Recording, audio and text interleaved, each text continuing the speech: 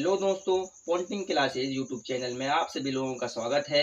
एक बार फिर हम आपके लिए लेकर आए हैं ज्ञान एवं पाठ्यक्रम के अंतर्गत यूनिट 2 के बचे हुए प्रश्न। तो देखते हैं पहला प्रश्न, कोर पाठ्यक्रम में कितने विषयों को शामिल किया गया है। तो मैंने आपको बताया था जब भी बात कोर पाठ्यक्रम किया जाए तो कोर पाठ्यक्रम में 5 विषय अनिवार्य हैं, लेकिन यहीं से एक और प्रश्न बन जाता है आपका, मूल पाठ्यक्रम में कितने विषय अनिवार्य हैं।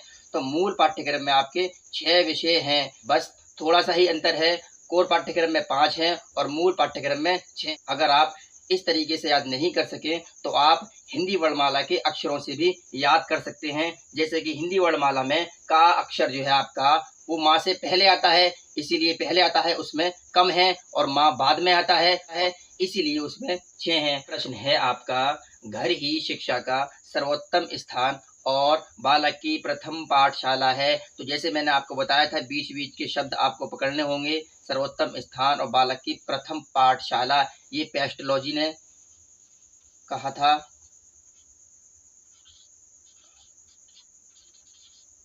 अगला प्रश्न है आपका, किस भाषा नीति में पाठ्यक्रम को स्थान दिया गया है। तो 1986 की जो नीति है आपकी, जिसे हम नई शिक्षा नीति भी कहते हैं, इसी में पाठ्यक्रम को स्थान दिया गया था। अगला प्रश्न है आपका, किस विद्वान ने पूरी शिक्षण प्रक्रिया के 4 स्तंभ बताए हैं। मैंने आपको डिटेल में बताया था, एक आपके विद्वान है इमैनुअल कांट।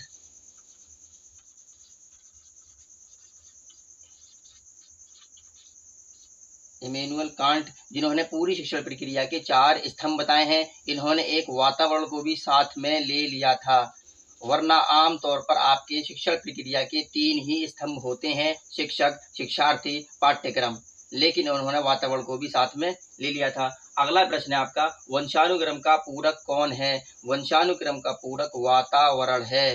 ये दोनों ही एक दूसरे के पूरक हैं और दोनों का ही हमारी बुद्धि पर बराबर प्रभाव पड़ता है। पाठ्यक्रम का क्षेत्र किस प्रकार का होता है। तो पाठ्यक्रम का क्षेत्र मैंने आपको बताया था विस्तरित होता है, विस्तरित, जबकि पाठ्यचर्या जिसे बोलते हैं हम, सिलेबस, उसका क्षेत्र संकुचित होता है। और पाठ्यचर्या क्या है, पाठ्यक्रम का ही एक अंग है। अगला प्रश्न है आपका, शिक्षा क्या है। तो शिक्षा क्या है आपकी, शिक्षा एक प्रक्रिया, इसे हम टीचिंग प्रोसेस कहते हैं इंग्लिश में। तो शिक्षा एक प्रक्रिया भी है, उत्पाद भी है और साथ ही अधिगम भी है, यानी तीनों ही ऑप्शन दिए होंगे और साथ में लिखा होगा उपर्युक्त सभी। अगला प्रश्न है आपका, जॉन ड्यूबी ने बच्चों की रुचियों को पाठ्यक्रम के आधार पर कितने वर्गों में बांटा है। तो जॉन ड्यूबी ने 4 वर्गों में बांटा है।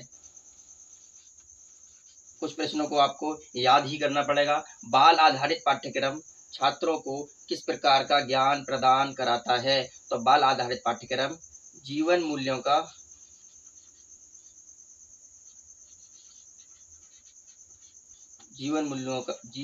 का ज्ञान प्रदान कराता है। अगला प्रश्न आपका, पाठ्यक्रम को मानव जाति के संपूर्ण ज्ञान तथा अनुभवों का सार समझना चाहिए। मैंने आपको बताया था 2-2 शब्द पकड़ने हैं। सबसे ज्यादा महत्वपूर्ण परिभाषा आपकी यही है पाठ्यक्रम के अंतर्गत, इसे फ्राबेल ने दी थी। आपके मॉडल पेपर में कई बार रिपीट हुई है और परीक्षा में भी पूछा गया है यह कथन। अगला प्रश्न है आपका, आदर्शवाद के मुख्य प्रतिनिधित्व कौन कौन है। तो आदर्शवाद के सबसे पहले आपके प्लूटो,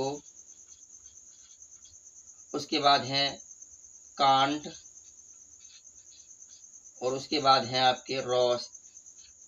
ऑप्शन में दिया होगा उपर्युक्त सभी। देखिए प्लूटो ने क्या है, कौन सी विधि को दिया था, प्लूटो ने संवाद विधि को दिया था। यहीं पर रिवीजन कर लीजिए आप, प्लूटो ने संवाद विधि को दिया था और कांट ने शिक्षा प्रक्रिया के 4 स्तंभ बताए थे। और रॉस जो है आपके, वो किशोरावस्था से संबंधित महान विद्वान हैं। अगला प्रश्न है आपका, व्यक्ति के नैतिक विकास के लिए क्या क्या उपयोगी है। तो व्यक्ति के नैतिक विकास के लिए, नैतिक गुण कहते हैं अच्छे अखलाक, तो नैतिक गुण व्यक्ति के अंदर जब ही आ सकते हैं जब उसको धार्मिक शिक्षा भी दी जाए साथ में, यानी कि धार्मिक शिक्षा तथा आध्यात्मिक शिक्षा दोनों ही शिक्षा दी जाएंगी, तभी उसके अंदर नैतिक गुण आ सकते हैं। अगला प्रश्न है आपका, डाइट इंग्लिश में दिया है, डाइट का क्या अर्थ है। तो डाइट को पहले इंग्लिश में समझ लीजिए, इसे कहते हैं डिस्ट्रिक्ट एजुकेशन ट्रेनिंग इंस्टीट्यूट, जिसे हिंदी में कहते हैं जिला शिक्षा प्रशिक्षण केंद्र, 2020 में पूछा गया था। महत्वपूर्ण प्रश्न है आपका। अगला प्रश्न है आपका, शिक्षक शिक्षा के पाठ्यक्रम को कितने भागों में विभाजित किया है? तो आपके 3 भाग हैं। कौन कौन से हैं मैं आपको बता चुका हूँ। सबसे पहला होता है शिक्षक, दूसरा होता है विद्यार्थी और उसके बाद होता है पाठ्यक्रम।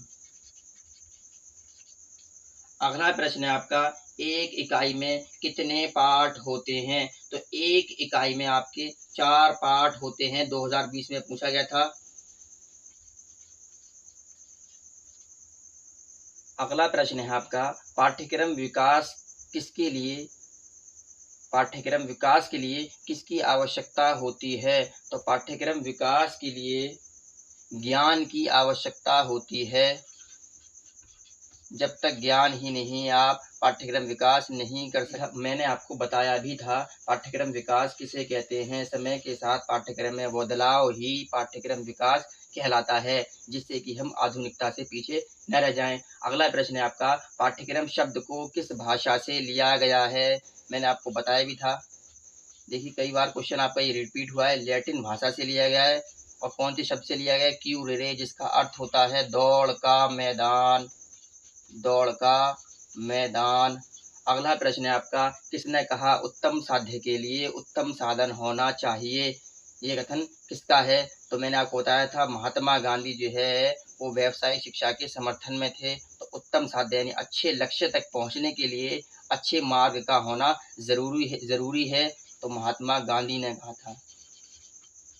ये कथन किसका है? गांधी जी का कथन है। अगला प्रश्न है आपका, छात्र सर्वोत्तम कैसे सीखते हैं? तो छात्र सबसे ज्यादा करके सीखते हैं, यानी प्रयोग विधि से सीखते हैं। अगला प्रश्न है आपका, आप अपनी बीएड परीक्षा को किस प्रकार बेहतर बना सकते हैं? देखिए बहुत ही महत्वपूर्ण प्रश्न है। अगर आप वाकई अपनी बीएड परीक्षा में बेहतर मार्क्स पाना चाहते हैं तो पॉन्टिंग क्लासेज यूट्यूब चैनल को सब्सक्राइब करें, साथ ही बेल के आइकन को भी प्रेस करें, जिससे कि एक भी नोटिफिकेशन आपकी न रह जाए, क्योंकि इस चैनल पर बीएड परीक्षा की पूरी तैयारी कराई जाएगी। चलते हैं अगले प्रश्न की तरफ। अगला प्रश्न है आपका, शिक्षण में छात्रों की सहभागिता किस पर निर्भर करती है? तो सबसे ज्यादा जो है शिक्षण विधियों पर निर्भर करती है। किस पर करती है? शिक्षण विधियों पर। अगला प्रश्न है आपका, विद्यार्थियों की रुचियों को बनाए रखने के लिए शिक्षकों को क्या करना चाहिए? तो शिक्षकों को कुछ ऐसा करना चाहिए जिससे कि शिक्षक और विद्यार्थी दोनों एक दूसरे से प्रश्न पूछें।